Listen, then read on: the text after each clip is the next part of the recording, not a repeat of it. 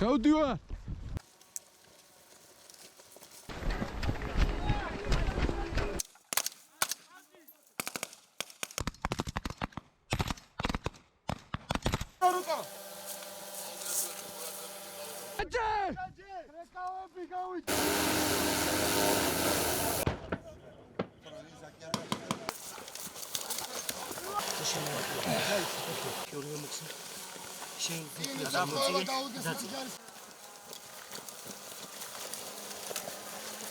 წვევამდეთ ეროვნულ სამსახურში ჩავიწერე ჩემინებით, რაც ძალიან დიდი ნაბიჯი იყო ჩემთვის. გულით მინდოდა რომ მემსახურა საქართველოსთვის, ჩემი ქვეყნისთვის და ჩემი აზრით ყველა ქართველი ახალგაზრდის მოვალეობაა რომ მოიხადოს ეს სამსახური.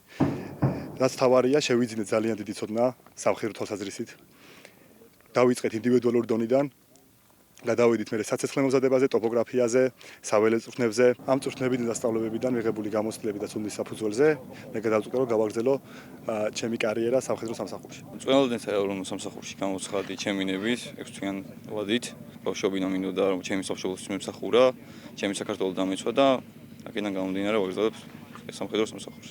წვეულდენ ეროვნულ სამსახურში 6 თვიანი ვადით გადავწყვიტე ჩემინებით მოსვლა. აქ რომ მოვედი, გავიარე ათეულის კურსი, ორსეულის კურსები, ბევრი რაღაცა ვისწავლე.